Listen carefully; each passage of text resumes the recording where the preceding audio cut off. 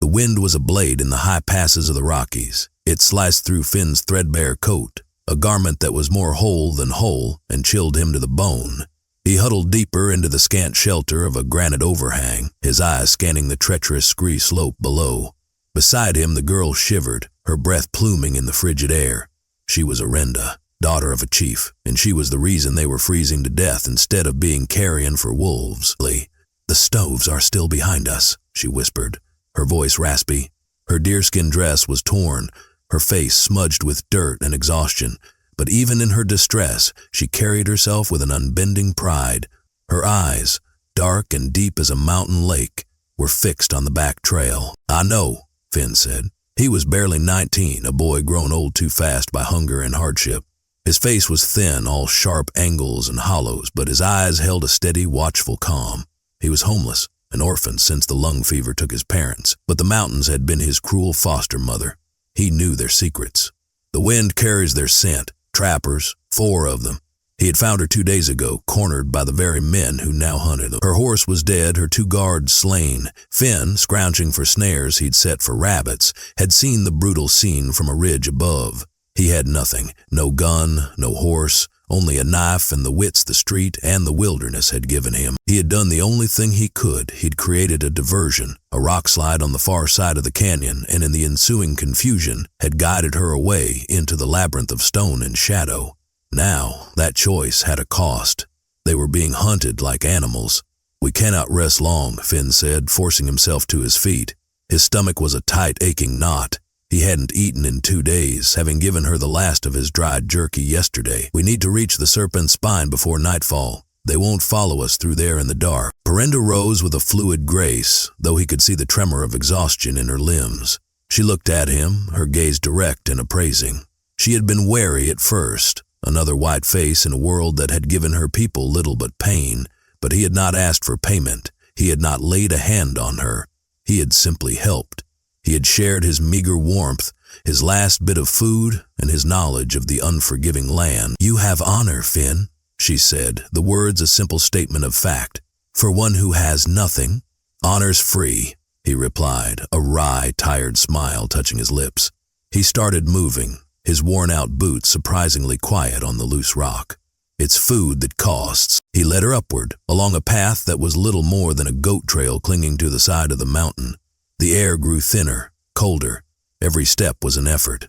The trappers were skilled, relentless. Finn knew they were gaining. He could feel their presence like a physical pressure on his back.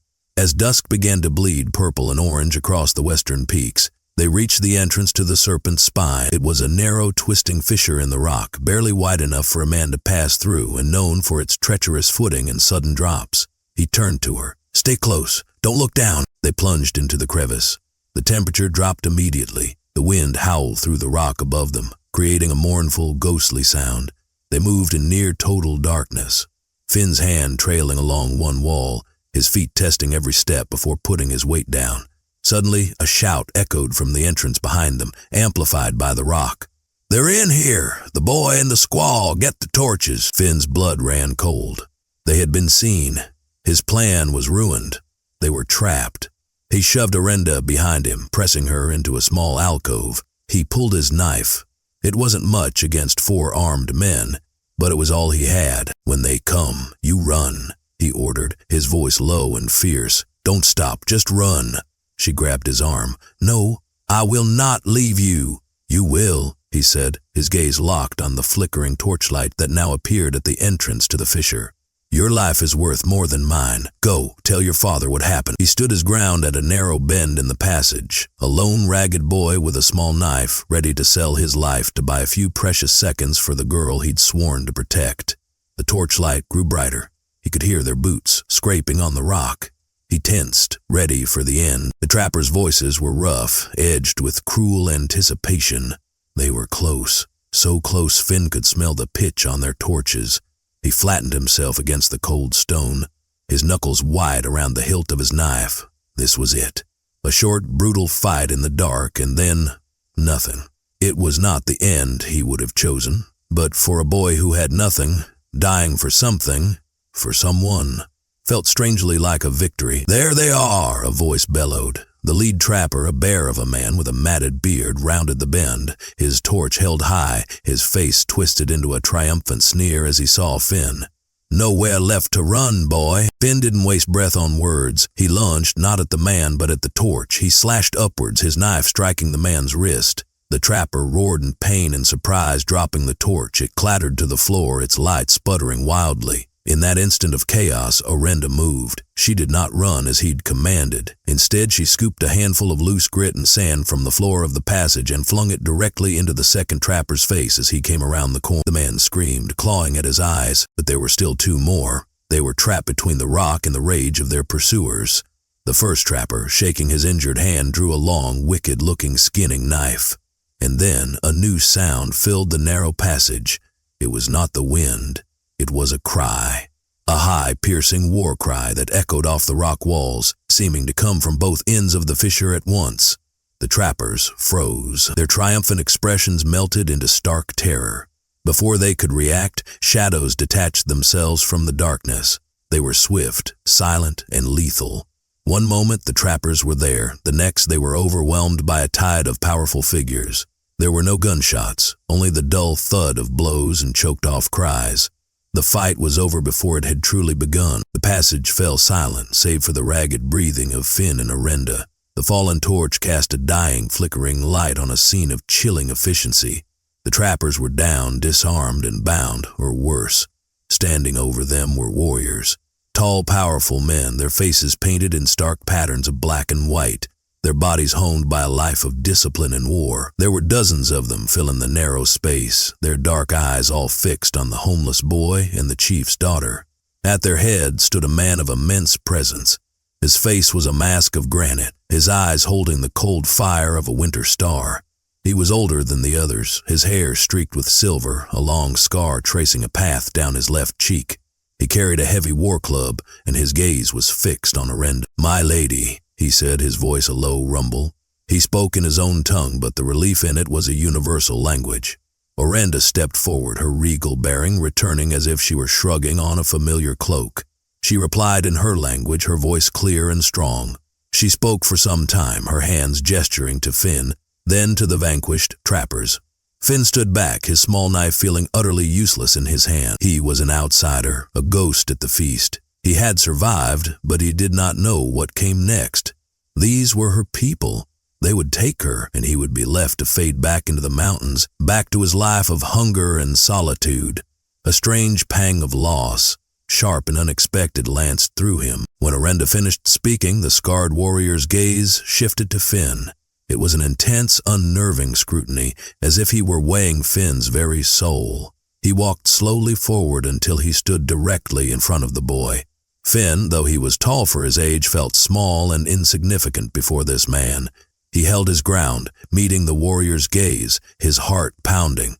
The warrior looked at Finn's ragged clothes, his thin frame, the cheap knife in his hand. Then he looked into Finn's eyes.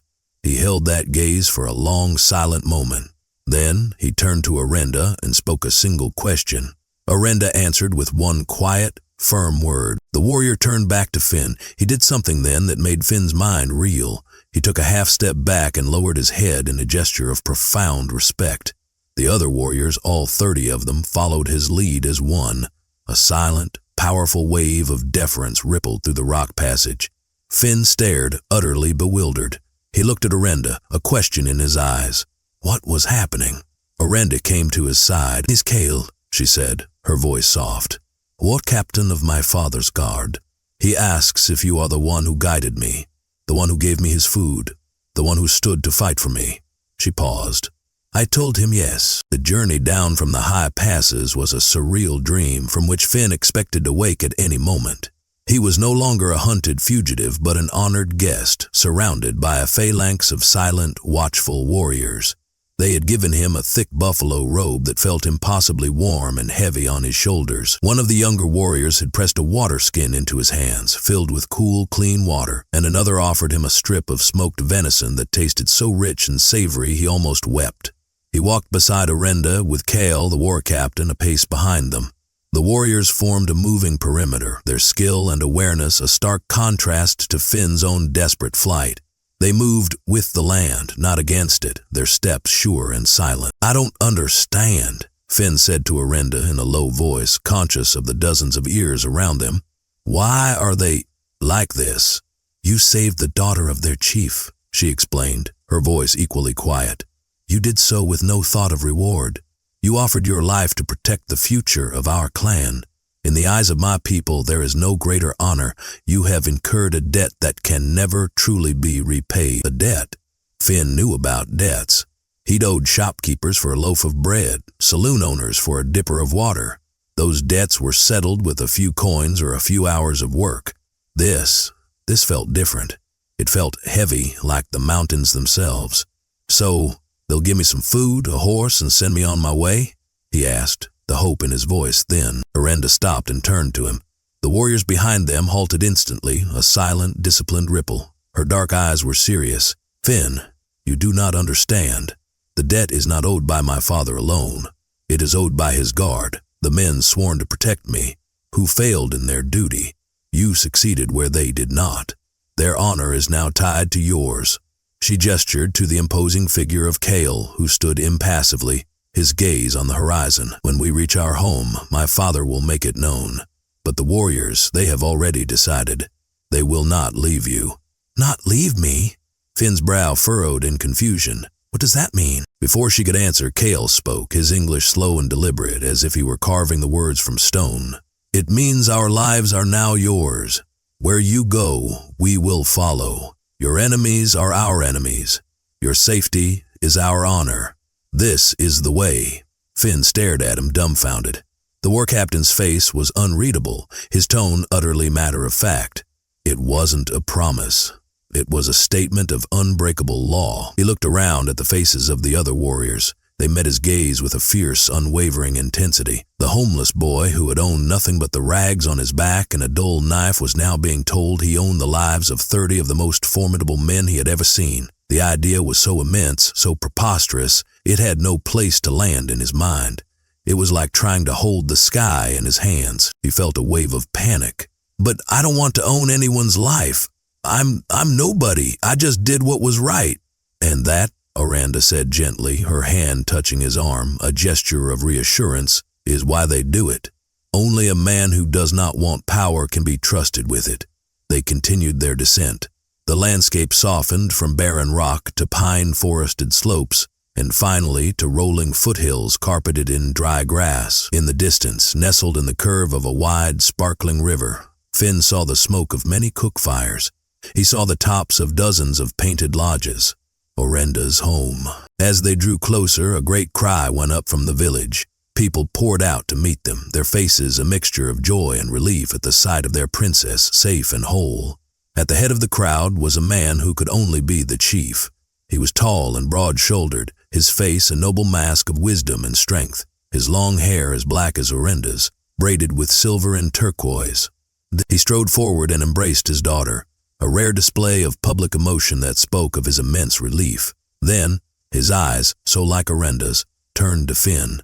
The entire village fell silent, their collective gaze following their leaders. Finn stood frozen in the sudden spotlight, the buffalo robe feeling like a lead weight, his ragged boots a mark of shame in this proud, vibrant place.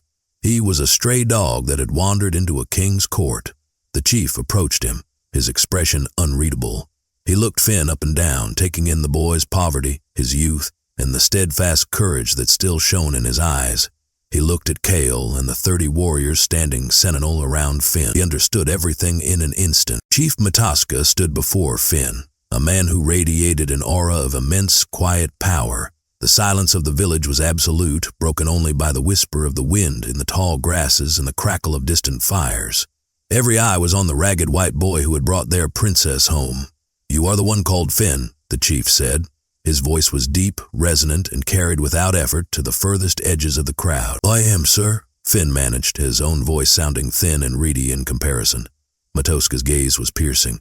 "My daughter tells me you fought for her, that you faced 4 armed men with only a knife."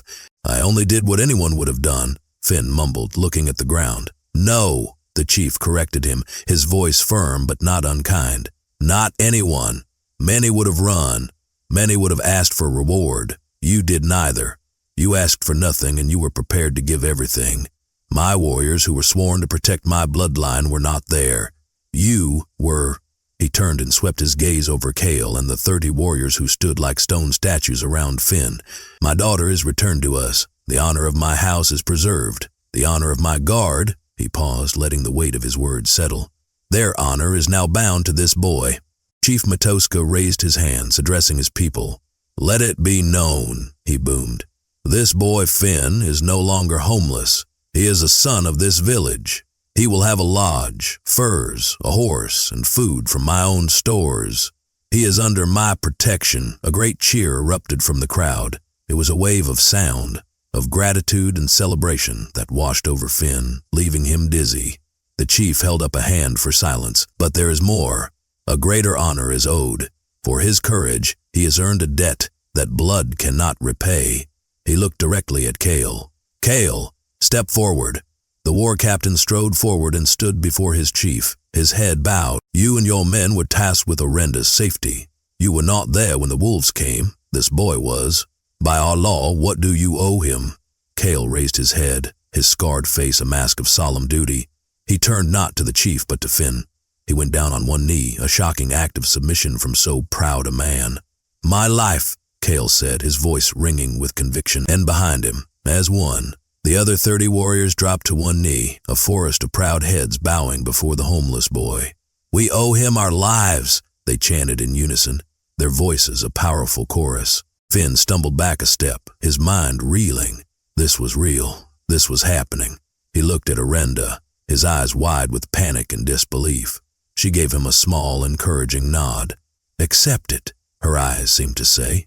"It is their way." He looked at the sea of kneeling warriors, at the proud chief, at the cheering villagers.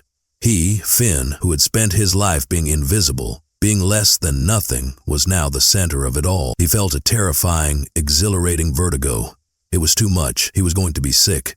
"Stand up," Finn said, his voice cracking. "Please, stand up." Kale looked to his chief. Matoska gave a slow, deliberate nod.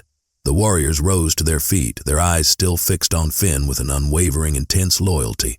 "It is done," the chief declared. "The word has been spoken. The debt is declared.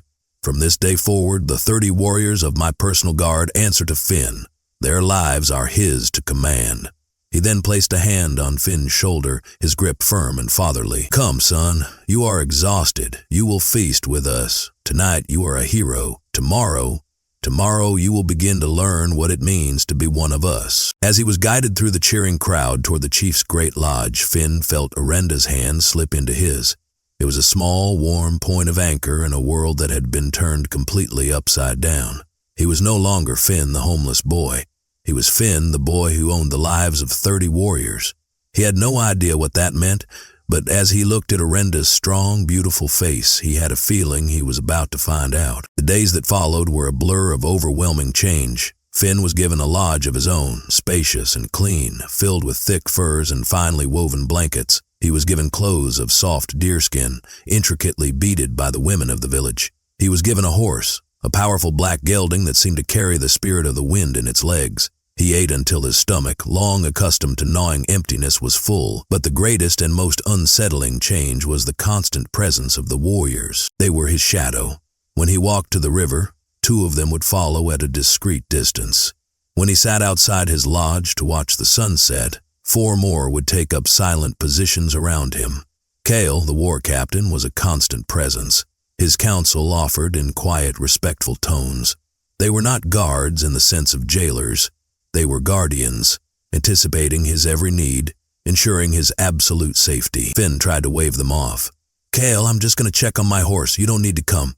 "Our place is with you," Kale would reply, his expression unyielding.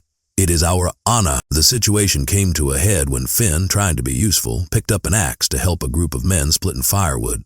Before he could take a single swing, 2 warriors had gently but firmly taken the axe from his hands. A third began chopping the wood with swift, powerful strokes, while the 4th simply stood by, watching Finn, ensuring he didn't try to perform any more manual labor. Frustrated, Finn sought out Orenda. He found her by the river, mending a fishing net with several other young women.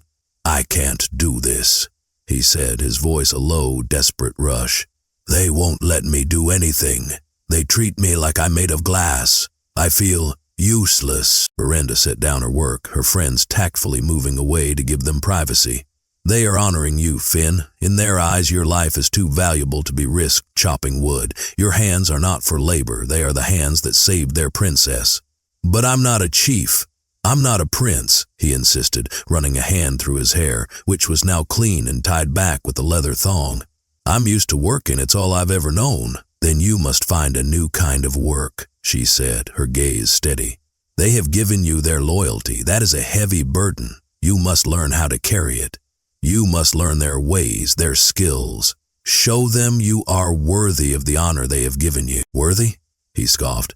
"How can I be worthy? I can't ride like them or hunt like them or fight like them. I'm just lucky."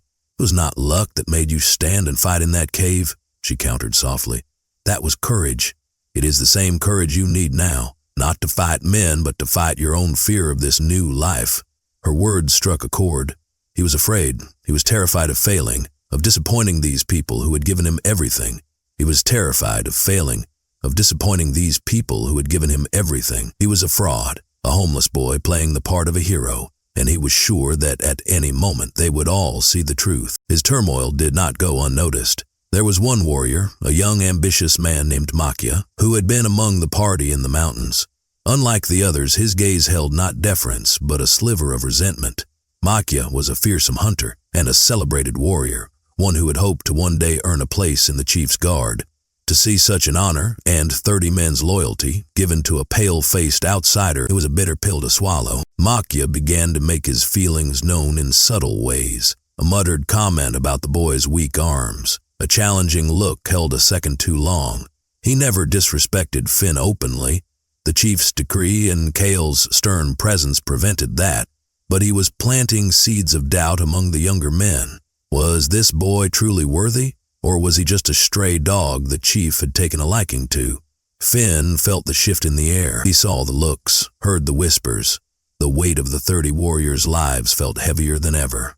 Not as a gift, but as a terrible, crushing expectation he could never hope to meet. The simmering resentment of Micaiah finally found its voice. It happened during an evening feast held to celebrate a successful hunt. The air was filled with the sounds of drums and laughter, the firelight dancing on the proud faces of the tribe.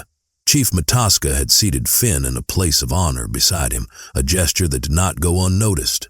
Micaiah, his belly full of roast bison and his spirit emboldened by the festive atmosphere, rose to his feet. "Our hearts are full tonight," he declared, his voice loud and confident.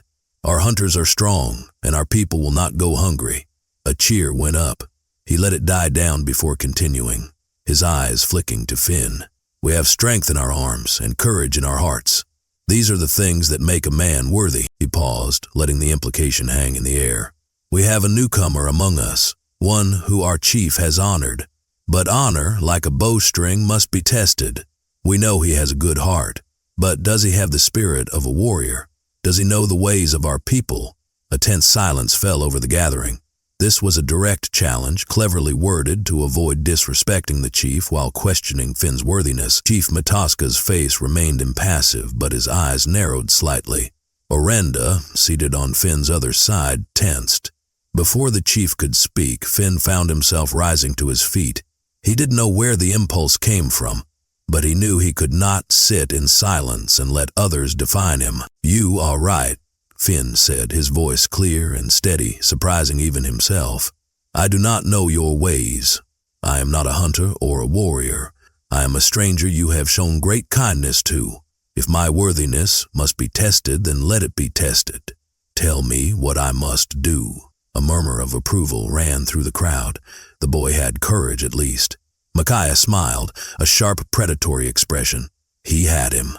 "There is an ancient test," he said, his voice ringing with challenge. "The trial of the Sunstone. High on the bluffs where the eagles nest, there is a cave. Inside rests a single crystal, the Sunstone. It is said that only a man with a true spirit, one who is in harmony with the land, can find it and bring it back before the sun sets on the third day. It is a trial not of strength, but of will, of spirit." Finn knew a trap when he saw one. Makio was sending him on a fool's errand. A test designed for someone born of this land, not a boy from the gutters of a white man's town. Failure was almost certain, and with it would come disgrace. The chief looked at Finn, his expression thoughtful. "This is a difficult trial, Finn. There is no dishonor in refusing it." "I accept the challenge," Finn said, the words leaving his mouth before he could second-guess them. He had to do this. He had to prove, to them and to himself, that he was more than just lucky. A look of triumph flashed in Makia's eyes. Later that night, as Finn prepared for the journey, Kale and the 30 warriors came to his lodge. "We will go with you," Kale said, his face set like stone. "We will find this stone for you." Finn shook his head. "No." The warriors looked at him, confused. "But our honor demands we protect you. We will ensure you do not fail." "You don't understand," Finn said, looking at each of their faces. "If you find it for me, I will have proven nothing. Makia will be right. I will be a boy, hiding behind the strength of others. This is my test. I have to do it alone." The warriors were conflicted.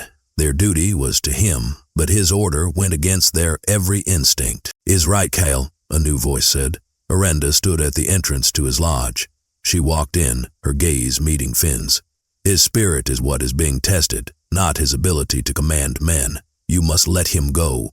Kale struggled with the command. To let Finn go alone into the wilderness felt like a betrayal of his vow. "You won't be betraying me," Finn said, sensing the warrior's conflict. "Your duty is to my safety and my honor. My honor demands I do this alone. So to honor me, you must stay." It was a strange circular logic, but it was the logic of their own code. Kale looked at the determined face of the boy, at the unwavering support in Orenda's eyes, and he finally understood. Finn was not just accepting their loyalty, he was learning to command it, to wield it with a wisdom that belied his years. With a heavy heart, Kale bowed his head. "As you command, we will await your return at the base of the bluffs. We will go no further. May your spirit guide you."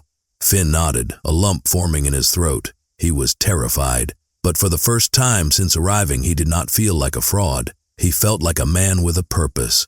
He would face the mountain alone. The bluffs rose from the plains like a great stone fortress, their peaks scraping the belly of the sky. Finn stood at their base, the black gelding a solid, reassuring presence beside him. He looked up at the sheer rock faces, the destination seeming impossibly far. Orenda stood with him. She pressed a small leather pouch into his hand. "Dried berries and meat, and a flint and steel. The mountain is colder than you think." "Thank you," he said, his voice tight. "Do not think like a warrior, Finn," she advised, her eyes full of a fierce belief in him. "They see a challenge to be conquered. You must see a friend to be understood. Listen to the mountain. It will show you the way." He nodded, though he wasn't sure he understood. He turned to Kale and the 30 warriors who watched him with grave expressions. "I will return in 3 days," he said, trying to sound more confident than he felt. He began the ascent, leaving the horse with the warriors. The first day was a grueling climb. He did not search for a cave, he simply climbed, remembering Orenda's words.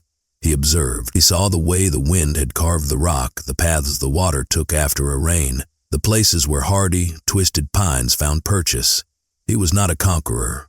He was a student. His life as a homeless boy had taught him things a warrior might never learn. He knew how to make himself small, to be unnoticed. He knew how to find shelter in the smallest of cracks. He knew how to read the subtle signs of the natural world because his survival had often depended on it. He spent the first night huddled in a shallow alcove, the wind howling around him. He thought of Makia's smug face and felt a surge of anger, but he pushed it away. Anger was a fire that consumed fuel quickly. He needed slow-burning endurance. On the second day, he found the eagles' nests high on a series of inaccessible ledges. He watched the magnificent birds for hours, soaring on the thermal currents. He saw how they used the wind, how they rode its invisible rivers to rise and fall with effortless grace. And as he watched, he noticed something. The eagles consistently circled and landed near one particular section of the cliff face, one that looked no different from any other. Instead of trying to climb the sheer rock, Finn remembered the lessons of the homeless. You didn't go through walls, you went around them. He spent the rest of the day traversing the bluff, looking for a back way, a forgotten path. He found it near dusk. A narrow, water-carved chimney, hidden behind a thicket of ancient junipers. that seemed to lead up into the heart of the cliff. He rested, ate a little of the food Orenda had given him, and slept. He would enter the chimney at first light on the third and final day. He dreamed of the streets of a nameless town, of sleeping in doorways and feeling the cold seep into his bones. And then he dreamed of Orenda's face, and the cold vanished. He woke with a clear head. He entered the chimney. It was a tight squeeze, a dark vertical tunnel. He climbed slowly, painstakingly, his fingers and toes searching for holds in the rough rock. After what felt like an eternity, he saw a faint light above. He pulled himself up and over a ledge and found himself standing in a cave. The air was still and cool. A single shaft of light from a crack in the ceiling pierced the gloom, illuminating a small, natural pedestal of rock. And resting on that pedestal was the sunstone. It was a large, flawless quartz crystal, as clear as water. It didn't glitter, it seemed to absorb the single beam of light, holding it within itself, glowing with a soft internal luminescence. It was beautiful. He had found it. He felt a wave of triumphant relief. He reached out to take it, but as his fingers brushed the cool surface, a shadow fell over the cave entrance. Ben spun around, his heart leaping into his throat. Makia stood silhouetted against the bright opening of the cave, a cruel smile on his face. "I am surprised, boy," Makia said, stepping into the cave. "I did not think you had it in you. I thought the mountain would swallow you whole." "The mountain showed me the way," Finn said, his hand still resting on the sunstone.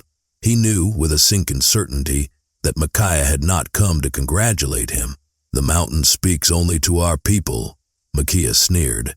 "You are not one of us. You are a parasite, feeding on the honor of better men, an honor that should have been mine. The chief honored me. I didn't ask for it, but you took it." Makia's voice rose, echoing in the enclosed space. "You, a pale, weak boy, you let our warriors kneel to you. You shame us. I will not allow it." Finn's mind raced. Makia was stronger, a trained warrior. A direct fight was suicide. "What are you going to do?" Finn asked, trying to keep his voice steady. "I am going to take the sunstone," Makia said, taking another step forward. "I will return to the village and tell them you failed, that you fell, a tragic accident. Then I will present the stone to the chief, and he will see who the true worthy man is." "They'll never believe you," Finn said, though fear coiled in his gut. "Kale and the others, they'll know." Makia laughed, a harsh, ugly sound. "They will grieve, but they will have no proof. It will be my word against a ghost's." He lunged.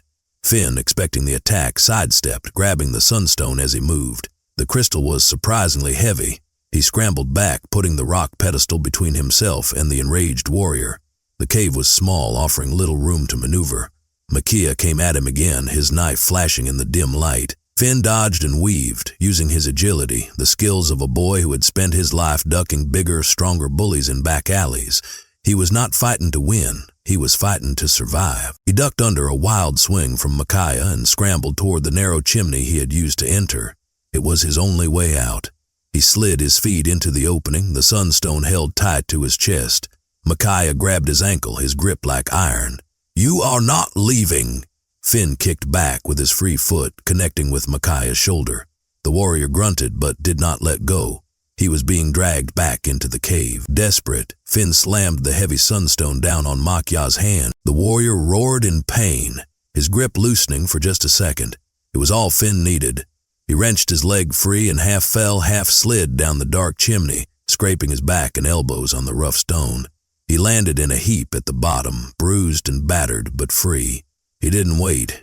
He scrambled out of the juniper thicket and began the treacherous descent down the main face of the bluff, not caring about the path, only about speed. He knew Makia would be right behind him. The race was on. He could hear Makia's furious shouts from above. Finn pushed himself harder, leaping from rock to rock, his lungs burning. He risked a glance over his shoulder and saw him. Makia was coming down the cliff face with the terrifying speed and confidence of a master climber. He was closing the distance. Finn knew he couldn't outrun him all the way to the bottom. He was going to be caught on the open rock face with nowhere to hide. He was out of options, out of tricks. His luck had finally run out. Finn's lungs were on fire. His legs felt like lead. Makia was getting closer, a relentless predator closing in on his exhausted prey. Finn could hear the scrape of his boots on the rock just above him. He risked another look up. Makia was smiling now, a triumphant savage grin. He knew he had him. Finn stumbled, his ankle twisting on a loose stone. He cried out, falling hard against the rock face, the precious sunstone slipping from his grasp. It clattered down the slope, coming to rest in a small crevice a dozen feet below. Makia was on him in an instant, grabbing the front of his tunic and slamming him against the rock. The warrior's face was inches from his, contorted with rage. "Is over, boy," Makia hissed, his knife pressing against Finn's throat. "No one will save you now." Finn closed his eyes, his heart hammering against his ribs. He had failed. After everything, he had failed. "You are wrong, Makia." The voice was cold, deep, and full of a chilling authority. It came from below. Makia froze, his head snapping down. Finn opened his eyes. Standing on a wide ledge just below them was Kale, and fanning out on the rocks on either side of him were the other 29 warriors. They had moved up the bluff, silent as ghosts, forming a wide, inescapable net. They weren't there to interfere with the test, but to witness its conclusion. Makia's face went pale. "Kyle, what is the meaning of this? The boy was given 3 days. The test is not over." "The test of the Sunstone is over," Kale said, his voice like grinding rock. "He has the stone." He gestured with his chin, and one of the younger warriors deftly climbed down, retrieved the crystal, and held it up for all to see. "But the test of a man's honor," Kale continued, his eyes boring into Makia. "That test never ends, and you have failed." "What are you talking about?" Makia blustered, though fear was plain in his eyes. He still held the knife to Finn's throat. "I found him. He had fallen. I was helping him." Kale shook his head slowly. "My ears are sharp, Makia. The wind carries voices from the mountain. We heard your words in the cave. We heard your threats. We heard you shame your chief and your people." The color drained completely from Makia's face. He was trapped. His lies were exposed. In a final desperate act of spite, he pressed the knife harder against Finn's skin. "He is still mine to command. Your life debt is to him.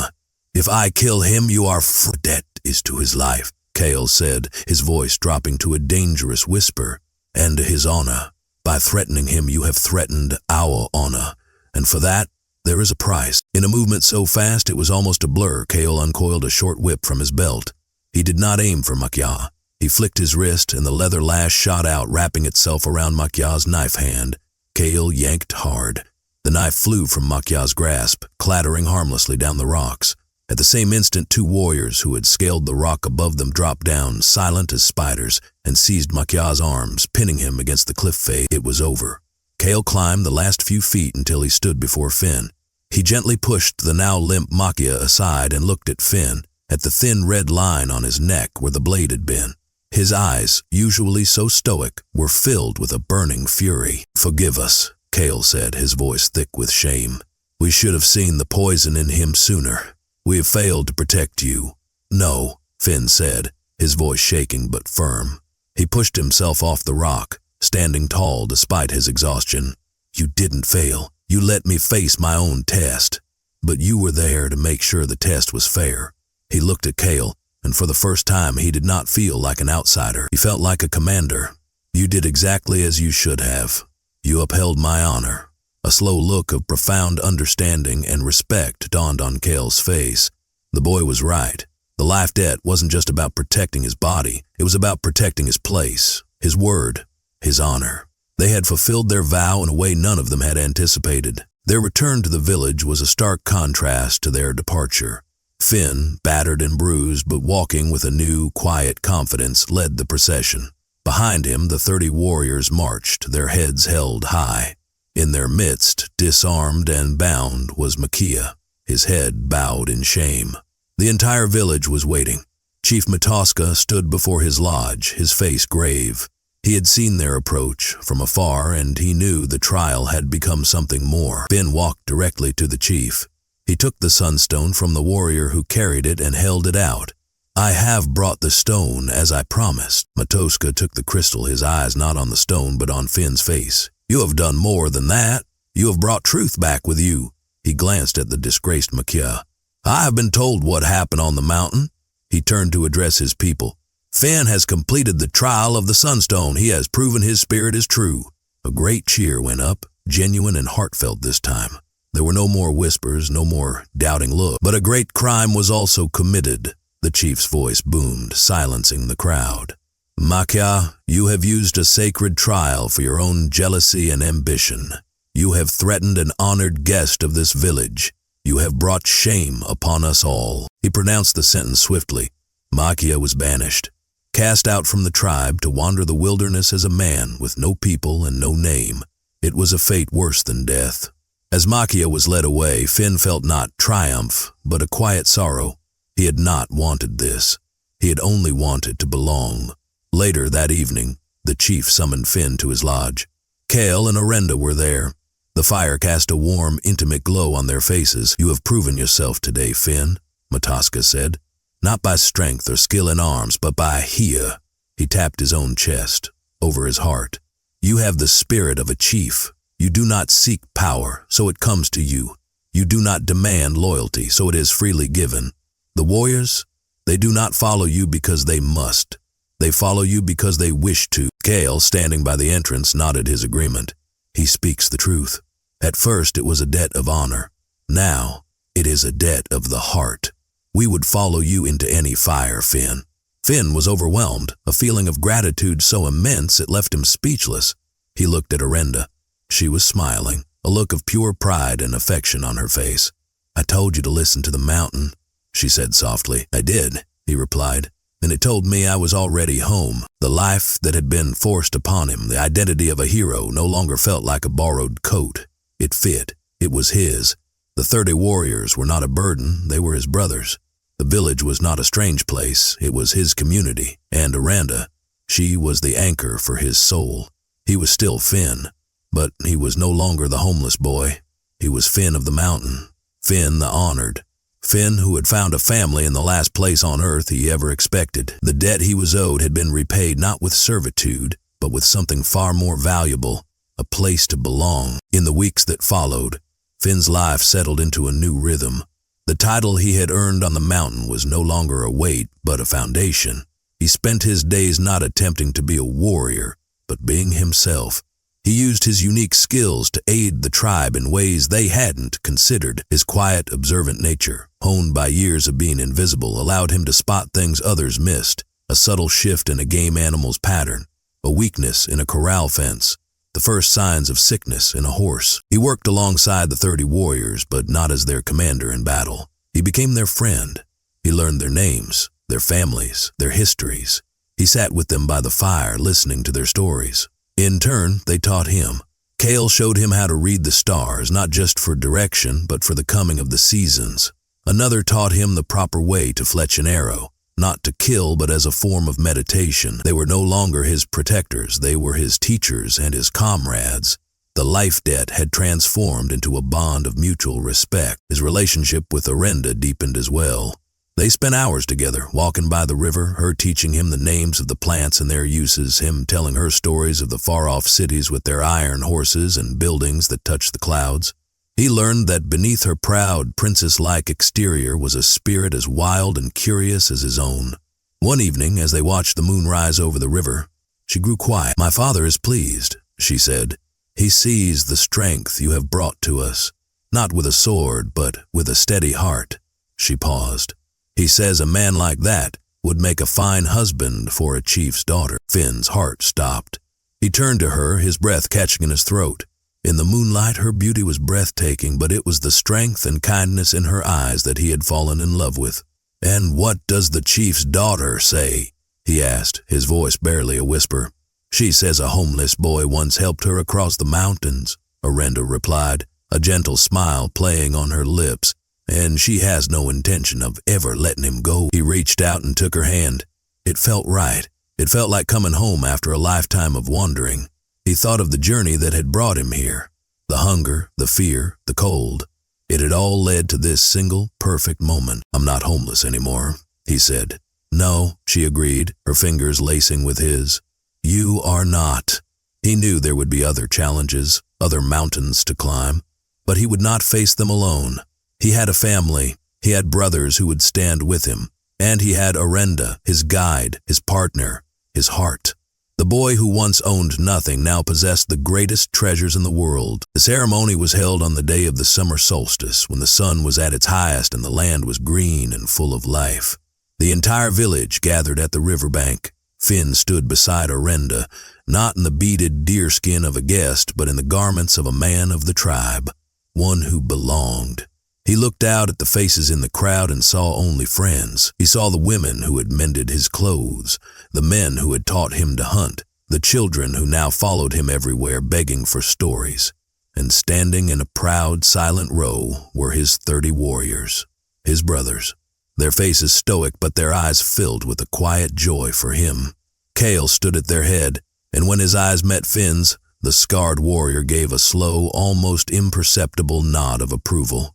Chief Matoska performed the rites, his voice echoing in the warm air, binding Finn and Orenda together, not just as man and wife, but as two spirits joined in a single path. He bound them to their people, and their people to them. When the final blessing was given, a great cheer erupted.